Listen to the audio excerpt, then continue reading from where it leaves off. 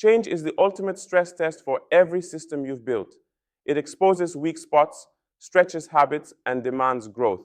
Resilience is what helps you rise after the hit, the muscle that absorbs impact and rebuilds stronger. Adaptation is its twin skill, the ability to adjust direction without losing momentum. One helps you recover, the other helps you evolve. Together, they form your internal advantage in a world that refuses to stay still. Challenges stop being interruptions and start becoming invitations. Chances to upgrade your design, refine your methods, and discover just how flexible your systems really are. In this lesson, we'll explore how to extract intelligence from setbacks, design feedback loops that keep you agile, and build adaptive plans that thrive under pressure. Because the goal isn't just to survive change, it's to grow stronger because of it. Failure isn't the opposite of success, it's the raw material of it. The most resilient people don't avoid setbacks. They convert them into data. Entrepreneurs rebuild products after flops. Athletes analyze losses frame by frame. In your own systems, every missed goal or burned out week contains information if you look closely. Start reframing failure as a feedback loop. Instead of asking, "Why did I mess up?" ask, "What can this teach me about how my system performs under stress?" When a workflow collapses or motivation drops, it's not personal weakness, it's an insight. Maybe your time boxing was too rigid or your recovery too shallow. Successful individuals use failure as iteration. They extract intelligence, refine their tools, and upgrade processes rather than identities. Each mistake becomes a design note, not a verdict. You're not the broken component. You're the architect learning how to build a stronger structure. Once you see every stumble as input, improvement stops being emotional and starts being mechanical. System-driven progress instead of guilt-driven correction. Resilience starts with awareness.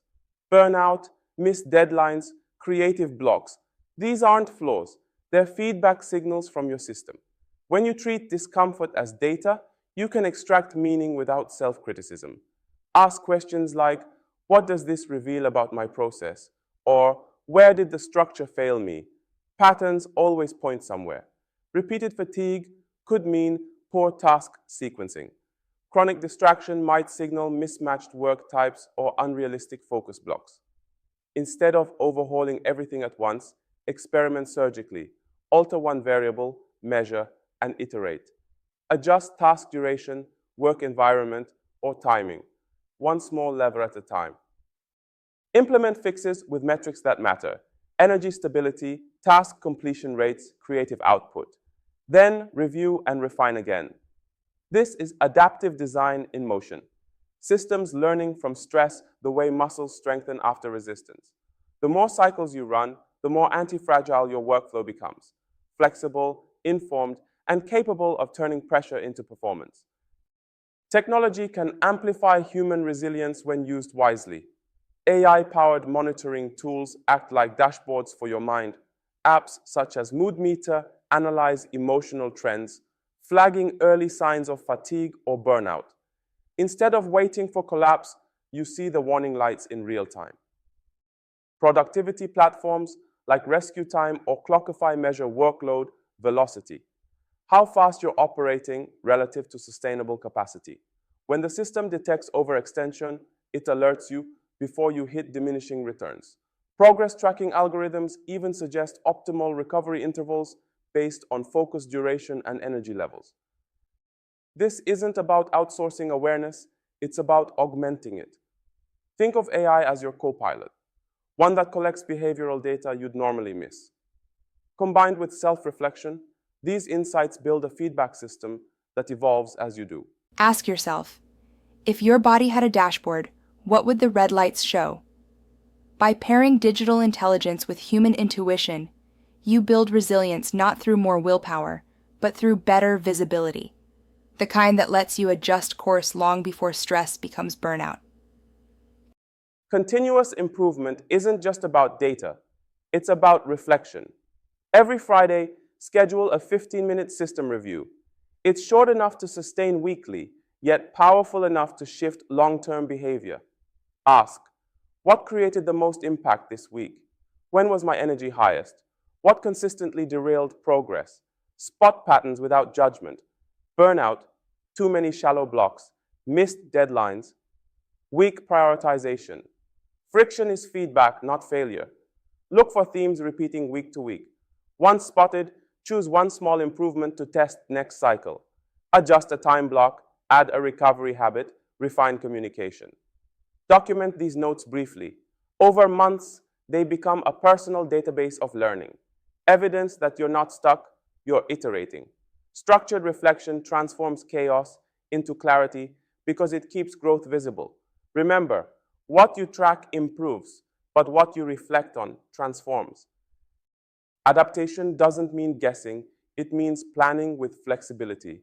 Start with the 3-scenario plan.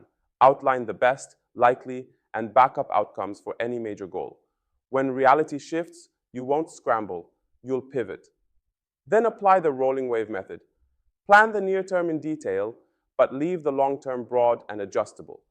As information evolves, so does your strategy. It's how agile teams build momentum without losing direction. Finally, use the minimum viable week. Identify essential tasks, the ones that protect your core priorities, and treat everything else as optional when life gets chaotic. This keeps progress alive even during crisis.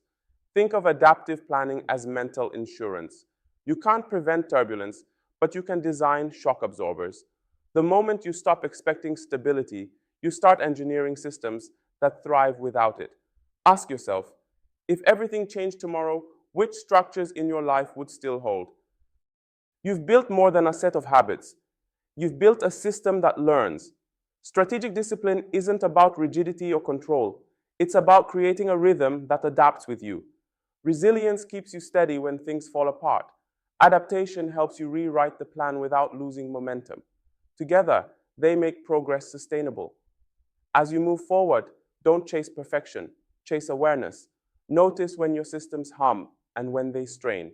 Tweak, test, and refine until they serve your real life, not an ideal one.